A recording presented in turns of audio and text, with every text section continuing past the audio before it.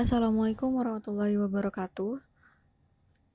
Perkenalkan, nama saya Melia Dehadiri Tapusworo dari kelas 1B Akuntansi Manajerial. Hari ini saya akan menjelaskan tentang bab 6 mengenai kepemimpinan atau leadership.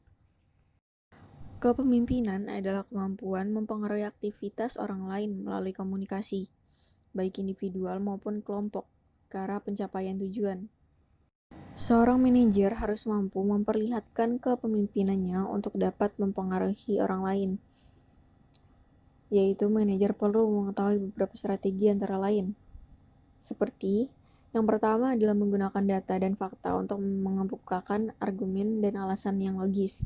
Kedua, bersikap bersahabat dan mendukung upaya yang baik dalam perusahaan. Yang ketiga, memobilisasi atau mengaktifkan orang lain untuk melaksanakan pekerjaan. Yang keempat, melakukan negosiasi. Yang kelima, menggunakan pendekatan langsung atau kalau terpaksa, menggunakan paksaan. Yang keenam, memperoleh dukungan dari atasan atau orang yang memiliki kedudukan lebih dalam organisasi. Yang terakhir, memberikan sanksi dan hukuman terhadap perilaku yang menyimpang. Teori-teori kepemimpinan. Menurut Gibson, teori kepemimpinan antara lain: 1. Teori sifat atau trait theory. Teori ini disebut teori the great man, yang menyatakan bahwa seseorang yang dilahirkan jadi pemimpin, apakah ia mempunyai sifat pemimpin atau tidak mempunyai sifat pemimpin. Menurut teori ini, bila dia tidak mempunyai sifat tersebut, dia akan mempelajari. Misalnya melihat-lihat sifat pemimpin yang berhasil. Keith Davis merumuskan 4 sifat umum yang mempunyai pengaruh terhadap kesuksesan kepemimpinan di dalam organisasi. Yang pertama ialah kecerdasan. Kedua, kedewasaan dan hubungan sosial yang luas.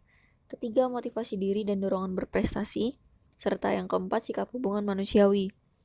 Yang kedua ialah teori kelompok. Teori ini beranggapan bahwa agar tujuannya tercapai, maka harus terdapat suatu pertukaran yang positif di antara para pemimpin dan pengikutnya. Yang ketiga, teori situasional dan model kontingensi. Teori ini menjelaskan bahwa hubungan kemanusiaan atau gaya yang lunak dihubungkan dengan pemimpin yang tidak melihat perbedaan yang besar di antara teman kerja yang paling banyak dan paling sedikit disukai. Juga, gaya yang terorientasi tugas dihubungkan dengan pemimpin yang melihat suatu perbedaan besar di antara teman kerja yang paling banyak dan paling sedikit disenangi, dan memberikan suatu gambaran yang paling tidak menyenangkan pada teman-teman kerja yang paling sedikit disukai. Model kepemimpinan kontingensi berisi tentang hubungan antara gaya kepemimpinan dengan situasi yang menyenangkan. Situasi yang menyenangkan itu diterangkan oleh Fiedler dalam hubungannya dengan dimensi-dimensi empiris sebagai berikut. Yang pertama, hubungan pemimpin sampai dengan anggota. Yang kedua, derajat dari status tugas. Yang ketiga, posisi kekuasaan pemimpin yang dicapai lewat wewenang formal.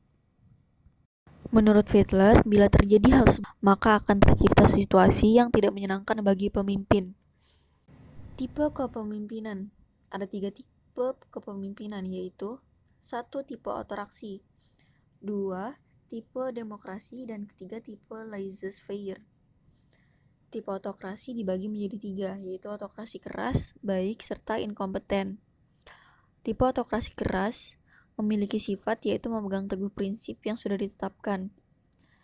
Tipe otokrasi baik mempunyai sifat selain otokrasi, ada beban pikiran lain untuk berbuat dan bertanggung jawab terhadap bawahan.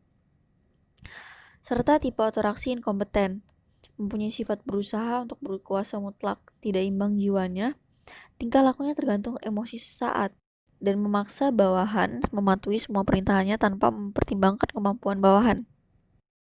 Tipe demokrasi dibagi menjadi 2, yaitu tipe demokrasi tulen, yang maksudnya mempunyai sifat mau mendengar masukan dari bawahan, menekankan rasa tanggung jawab, dan kerjasama yang baik pada setiap bawahan. Tipe demokratis palsu, yaitu mempunyai sifat berusaha untuk menjadi demokratis. Kedokratisannya tergantung emosi dan banyaknya beban pikiran yang dihadapi. Yang terakhir yaitu tipe laissez-faire, Dia itu mempunyai sifat karakter lemah, tidak punya pendirian yang kokoh, tidak dapat mengendalikan anak buah, serta tidak mampu mengkoordinasi bawahan dan tidak bisa menciptakan suasana kerja yang kooperatif. Baik, segitu dulu penjelasan dari saya. Jika ada salah kata mohon dimaafkan. Assalamualaikum warahmatullahi wabarakatuh.